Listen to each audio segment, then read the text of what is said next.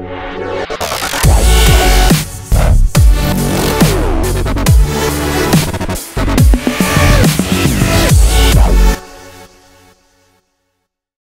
saison du Real Madrid 2021-2022, vue par France RMCF, représentée par l'un de ses admins.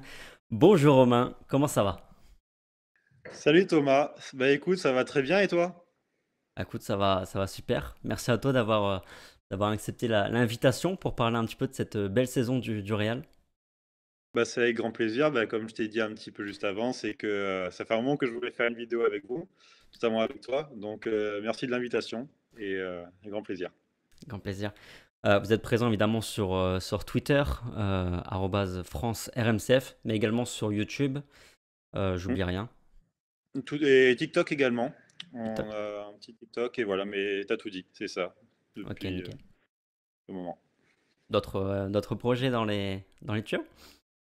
Alors, bah, on va se concentrer un peu plus sur la chaîne YouTube, sortir quelques vidéos, une bonne petite interview qui va sortir bientôt aussi.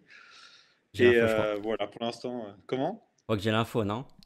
Ouais, t'as l'info déjà, ouais. Tu sais déjà. Mais on va pas le dire ici, mais voilà. Et voilà, on va se concentrer un peu plus sur la chaîne YouTube et puis des petits projets personnels. Mais bon, je vais pas en dire trop, mais ouais, des petits trucs qui sont sympas qui vont pas tarder à sortir. Ok, ça roule. France RMCF, donc allez suivre un peu le taf si c'est pas le cas. Romain, entrons tranquillement dans le vif du sujet. Le Real a fait le doublé, déjà Ligue des Champions plus la Super Coupe d'Espagne. Dans quelle mesure est-ce que toi t'es surpris déjà par ces résultats, quoi? Bah alors déjà, je vais commencer par le niveau national personnellement. Je m'y attendais pas du tout parce que, en fait, le potentiel de l'équipe, enfin, je trouvais qu'on avait quand même de quoi jouer. On a les joueurs pour proposer du jeu. Ce qu'on a fait notamment en début de saison, avant de rentrer dans un jeu un peu plus soporifique durant la suite. Mais je voyais par exemple, si tu veux, l'Atlético en grand favori, personnellement. Que ce soit au niveau effectif, continuité, en fait, ils avaient un petit peu tout en début de saison. Et c'était très solide. Puis j'ai été surpris parce que toute la saison, si tu veux, j'ai eu l'impression qu'on était sur le fil. On va dire que parfois on a l'impression qu'on était sur le point de craquer. Je pense notamment après la défaite au Classico contre le Barça, où limite on se disait bon que l'équipe commençait peut-être un peu à vaciller, que par la suite ça allait être compliqué. Pas du tout, on a réussi à gagner et on a limite atteint les 90 points, je crois, pas loin. 86. 86 points, donc on est quand même, enfin, quasiment sur une saison à 90 points et enfin, ça me semble énorme par rapport à ce que j'imaginais en début de saison. Donc très surpris, mais en Ligue des Champions encore plus parce que on n'était clairement pas un favori. On connaissait les limites de notre effectif, on voyait les effectifs des autres, les solidités tactiques des autres. Je pense à City, je pense à Liverpool, même Chelsea.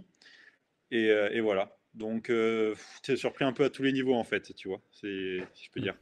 ouais. Mais en fait, c'est vrai que finalement, est-ce que la clé, ça n'a pas été aussi la gestion physique, on va dire, des éléments? Parce que c'est vrai que, comme tu le dis, sur le début de saison, en Ligue 1, on voit plutôt l'Atlético favori parce qu'il y a la continuité, mais aussi parce que à la fois, ils ont un 11 très compétitif et surtout, derrière, on voit qu'ils ont une profondeur d'effectif que nous, on n'avait pas forcément.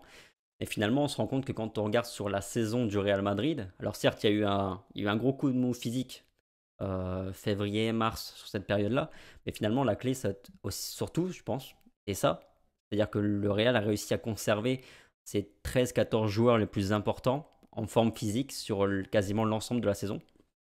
Bah, du coup, ouais, je voulais un peu aborder le cas de Pintus, mine de rien, dont on n'a pas beaucoup parlé, je trouve, mais qui a été essentiel parce que on connaît Ancelotti, on sait qu'il se repose beaucoup autour justement de ce noyau, comme tu as dit, de 13-14 joueurs, et notamment de son effectif type en général. Mais globalement, c'est Pintus qui a permis justement, enfin, je trouve, de développer l'aspect physique des joueurs qui nous manquait les saisons précédentes. On se souvient la dernière saison sous Zidane, par exemple, où on a eu un nombre de blessures faramineux, quoi. C'était terrible. Puis là, on a retrouvé cette solidité finalement physique qui a toujours été un peu notre force aussi au sein de notre effectif, qui a permis justement à l'équipe de pouvoir surpasser ses adversaires. On se souvient notamment, par exemple, là je parle sous Zidane, mais souvent des premières mi-temps ou des débuts de match, on était inférieur, ou en tout cas on se faisait largement presser. Et au fil du match, on a réussi à, notamment grâce au physique de chaque joueur, à surpasser l'adversaire. Et d'ailleurs, je trouve que le joueur qui représente très bien ça cette saison, c'est Vinicius, où c'est un joueur qui tente toujours énormément, Et parfois, il avait du mal à rentrer dans ses matchs.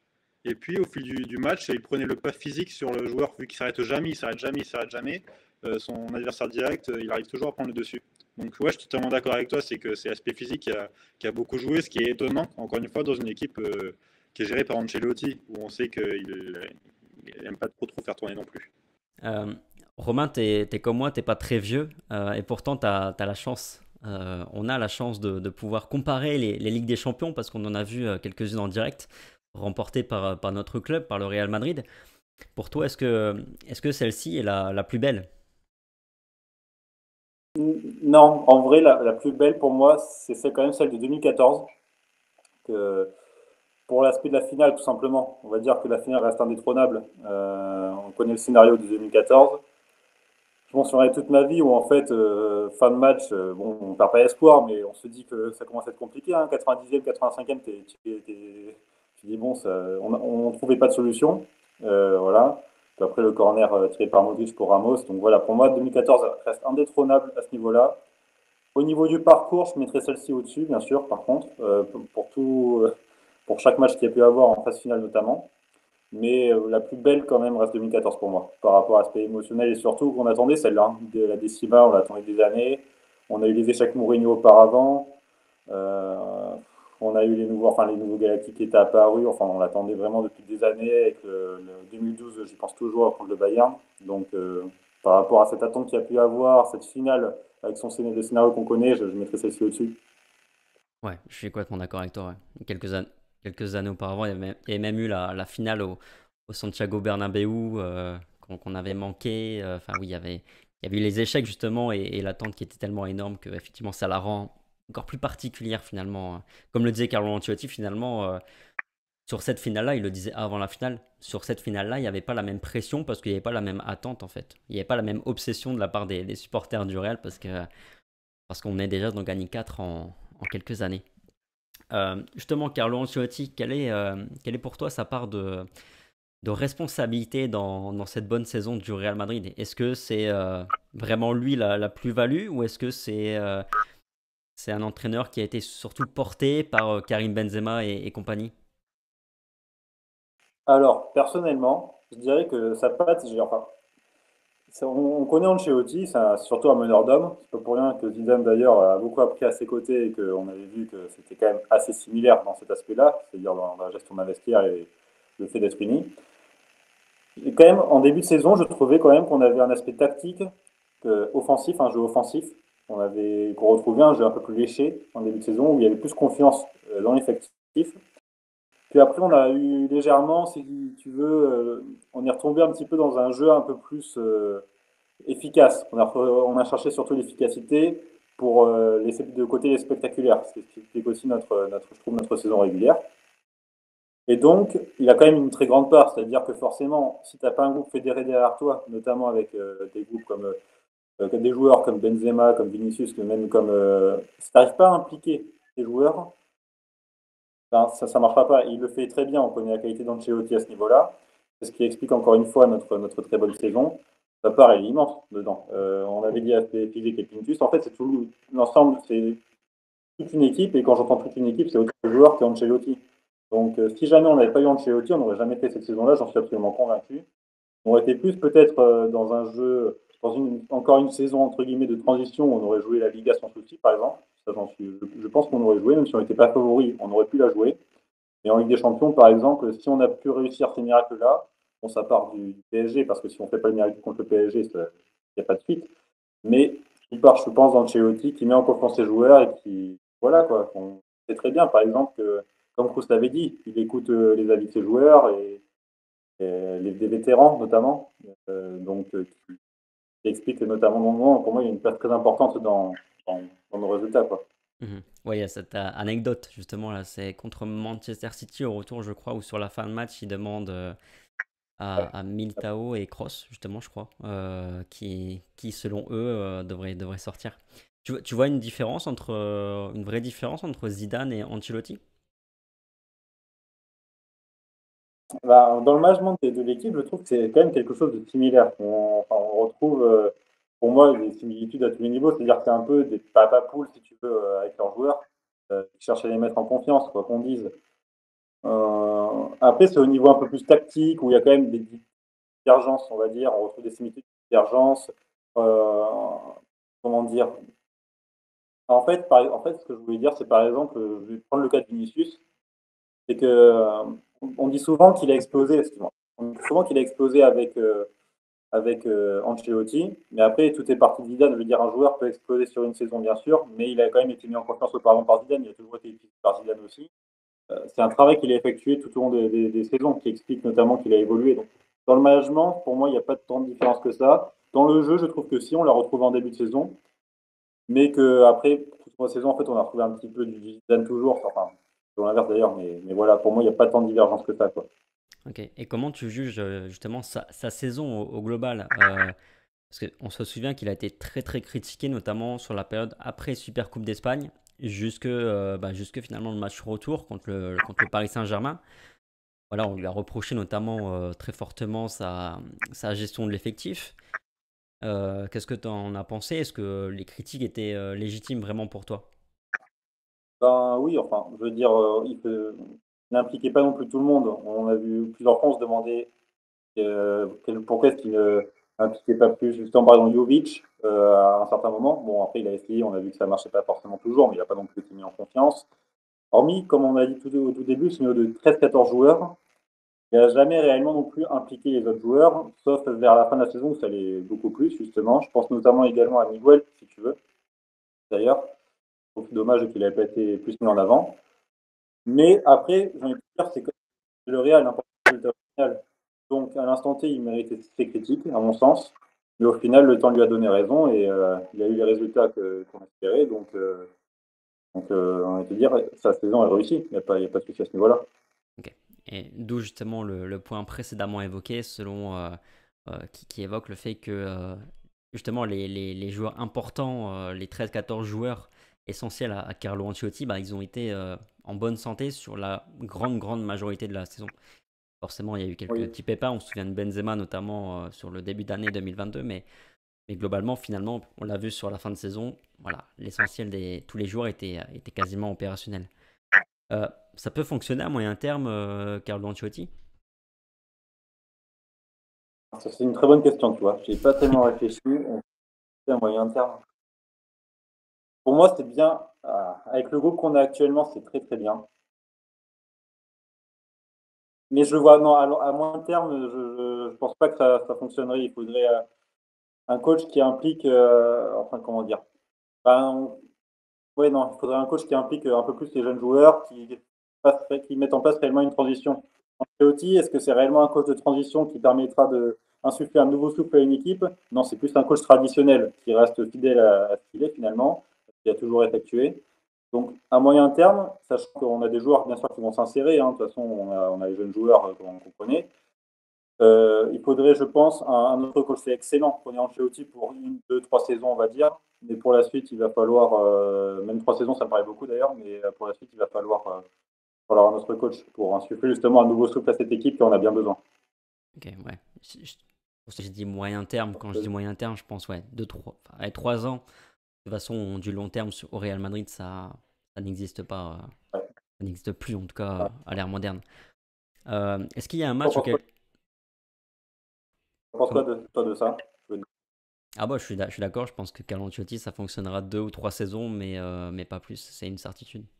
Je pense que même, peut-être moins, je pense que la saison prochaine peut très bien malheureusement ne pas fonctionner. On l'a vu mine de rien cette saison, on est quand même passé pas loin finalement d'un désastre, hein. Si on se fait éliminer contre le PSG, ce qui aurait, ça me fait un peu mal de le dire, mais qui aurait dû être la logique, parce que le PSG nous a quand même bien aidé dans cette rencontre.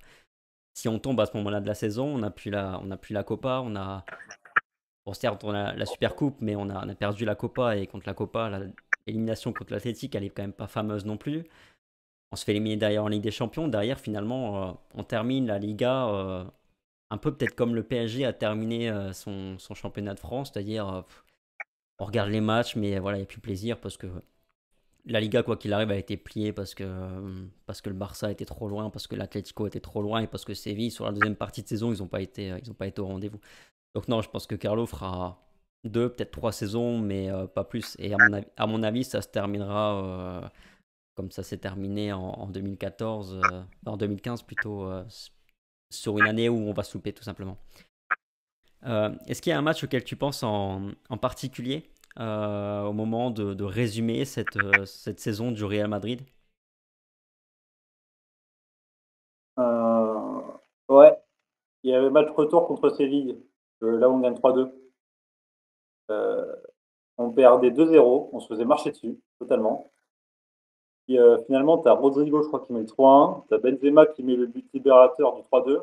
Je trouve que ça résume parfaitement notre saison. C'est-à-dire que tout au long de la saison, en fait, on peut dire qu'on était sur le fil, comme tu as dit juste avant.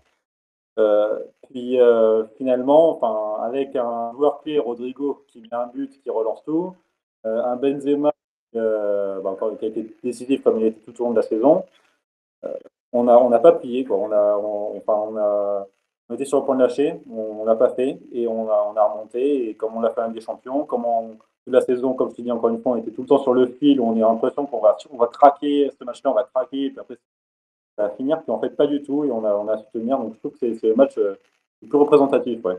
Mm.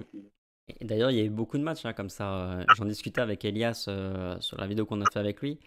Lui, il m'avait parlé notamment de Séville, justement, mais le match aller aussi. Match aller où, pareil, sur la première mi-temps, on se fait marcher dessus. On prend pas de but, on reste dans le match. Et finalement, on le gagne en deuxième mi-temps. Et sur cette période-là, c'est novembre ou décembre, si tu te souviens bien, il y a même une série de matchs, en fait, parce qu'il y a aussi contre l'Inter de Milan, pareil. On se fait marcher dessus une bonne partie du match et on l'emporte. Il y a l'Athletic également au Santiago Bernabéu. Pareil, on se fait vraiment bousculer sévèrement, mais c'est un match qu'on réussit encore une fois à gagner sur exploit individuel. Donc je suis d'accord avec toi, finalement, je pense même qu'il y a eu beaucoup de matchs comme ça, finalement, où bah, on sent que le Real est à la limite, mais ça craque pas et on tue pas le Real Madrid. Et d'ailleurs, on l'a vu en Ligue des Champions, mieux que sur n'importe quelle compétition, bah, voilà, tu tues pas le Real, bah, derrière tu prends la sanction. C'est ça. Hors Karim Benzema, c'est quoi ton top 3 côté Madrid cette saison? Alors Benzema, Ouais, oui, parce que pour Benzema. toi, ouais. Pourtant, hein. Vinicius, je dirais quand même si sa deuxième partie de saison est moins bonne, il a quand même été décisif, il peut quand même finir avec des très bonnes stats et décisif quand il le fallait aussi. Après, bon, bah, tu sais que j'adore Modric moi, donc je serais tenté de dire Modric en 3 parce que même si sa saison n'est pas aussi bonne, je pense qu'on a tendance à le dire, mais il a quand même été très présent quand il le fallait et décisif de toute façon, il a délivré ce qu'il fallait. Sinon, mine de rien, je pensais aussi à Alaba ou Militao. Parce que bon, Militao a été moins bon sur la fin de saison, mais Alaba, c'est surtout par le fait qu'il se soit intégré aussi facilement. C'est quand même, voilà, sa première saison chez nous. Et qu'il est, enfin, t'as l'impression qu'il est là depuis 6-7 ans. Il a vraiment la mentalité madrid. Ouais, c'est un joueur qui a été tout autant que les anciens, finalement. Qui est, notamment, je pense, dans le vestiaire, qui a été primordial. Donc, je dirais Alaba, tiens. Ouais, Alaba, en 3. Ok, là-bas. Ok, j'avais pas forcément pensé à David Alaba, mais ça se tient. Parce que je mettrais quand même Modric, moi, sur le podium, hein. Comme tu l'as dit, il a quand même été très régulier, et puis surtout dans les moments forts, il a toujours été extrêmement bon et présent. Je me souviens de sa deuxième période contre le PSG, notamment. Voilà. Et d'ailleurs, Et pour ceux, je suis d'accord avec toi. c'est peut-être un beau symbole de cette saison, comme tu le disais sur la première partie de l'émission, le Real qui a été un peu curieusement finalement souvent meilleur en deuxième période alors qu'il a un effectif où on se dit c'est une équipe qui doit bien entrer dans son match parce qu'ils auront plus de mal à terminer que l'adversaire du fait qu'il y a les jambes qui sont normalement un petit peu plus lourdes. Et Modric, c'est justement ce contre-exemple assez incroyable où le gars, c'est lui qui au fil Et, des matchs prend le dessus sur ses adversaires. Euh, c'est un monstre physique. c'est ça. Est-ce que tu as ton coup de cœur, la mention, allez, la mention honorable de cette saison, le joueur qui t'a surpris, la bonne surprise? Ouais, je dirais bon, Rodrigo, forcément, m'a beaucoup surpris. Surtout, son début de saison n'était pas très bon. Enfin, même si globalement, sa saison, en fait, elle est crescendo. Où à la fin, il arrive vraiment, il faisait beaucoup plus de même balle au pied. On voyait qu'il avait pris confiance, qu'il faisait beaucoup plus de différence, qu'il tentait plus, outre l'aspect décisif. Et après, tu as Carvajal aussi, qui a été totalement crescendo. Alors, là, je parle vraiment en mode, ça m'a surpris à la fin, si tu veux. Pas tant sur toute la saison, mais le coup de cœur que j'ai pu avoir, c'est vraiment Rodrigo Carvajal, tu vois. D'accord. Voilà, ils sont tous les deux, qui sortent du lot, je trouve. Ok. Moi, je suis d'accord. Rodrigo, forcément, ouais. Même si le 3 quarts de sa saison est pas très bonne. Ça, tu l'as dit. Regarde. Mais bon, sur la fin de saison, il est tellement, tellement clutch, tellement décisif que oui, forcément, c'est forcément justement une bonne surprise en espérant qu'il y ait de la continuité maintenant sur la suite. Et le joueur qui t'a déçu? Bon, en soi, j'attendais pas grand-chose de lui, mais Cruz quand même.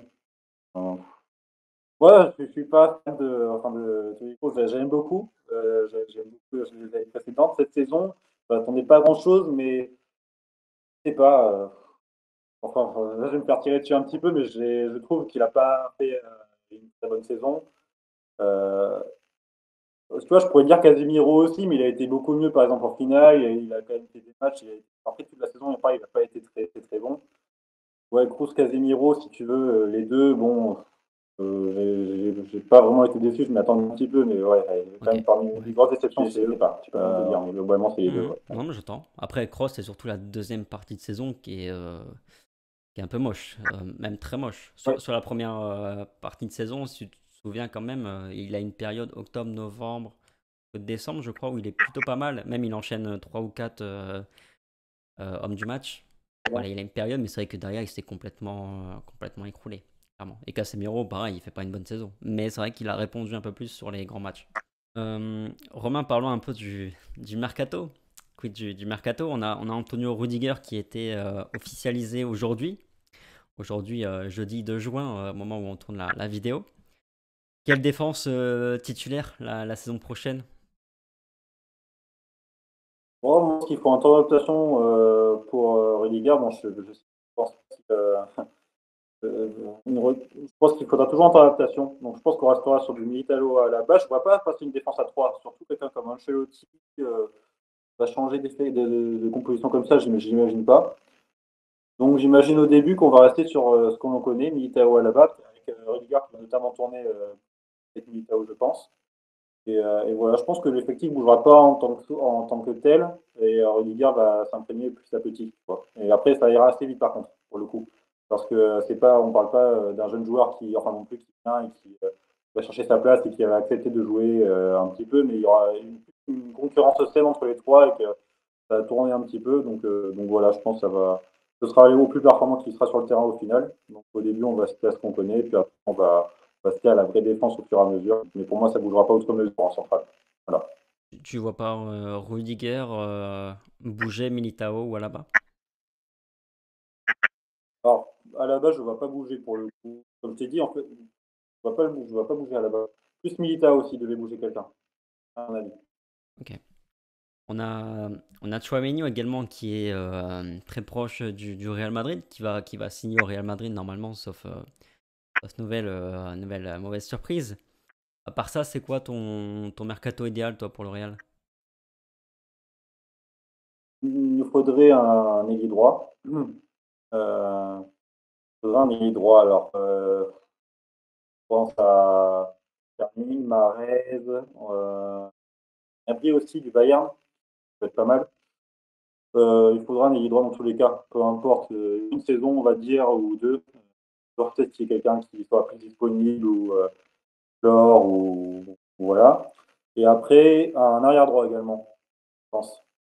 Il faudra un autre arrière droit parce que bon, Vasquez, c'est bien, c'est bien reconverti en arrière droit, mais voilà, je suis pas sûr que ça aille dans le temps, quoi. Un, un Alvaro Odriozola qui revient de près de Fiorentina, ça te convient ou est-ce qu'il faut pour toi aller chercher plus gros? Ouais, non, moi j'irai chercher quelqu'un d'autre. J'ai pas confiance en Hidrozola, personnellement. Ok, ok. À quoi va ressembler le milieu de terrain titulaire l'an prochain? Casemiro, Kroos, Modric? Ouais, ça va pas bouger, mais ça va pas bouger, c'est sûr et certain, j'en suis sûr à 300%. Par contre, forcément, les joueurs auront le début de Valverde, Valverde, pardon, Kamavinga et Tchouaméni auront des minutes, ça, je m'en fais absolument pas. Donc, voilà, ils auront du temps de jeu, c'est obligé dans tous les cas. Et le milieu de terrain titulaire, dans les rendez-vous, ce sera le même. Hein. À part s'il y a des blessures, à part s'il y a des moments catastrophiques, ce sera le même. Ok. Ok, parfait. Merci, merci Romain pour ce petit tour d'actu, ce débrief de bilan de saison du Real Madrid. Vous pouvez donc suivre Romain et ses potes, oui, ses potes, sur le compte France RMCF sur Twitter, mais également sur YouTube. France RMCM également.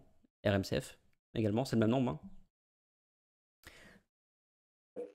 Merci, merci donc d'avoir regardé la vidéo. Le petit like, le petit partage, le petit commentaire.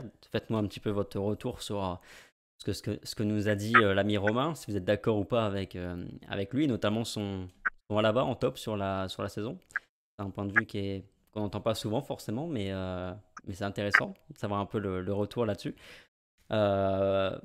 Je vous dis, prenez soin de vous et puis on se retrouve très vite sur la chaîne Real France pour d'autres vidéos. Allez, ciao!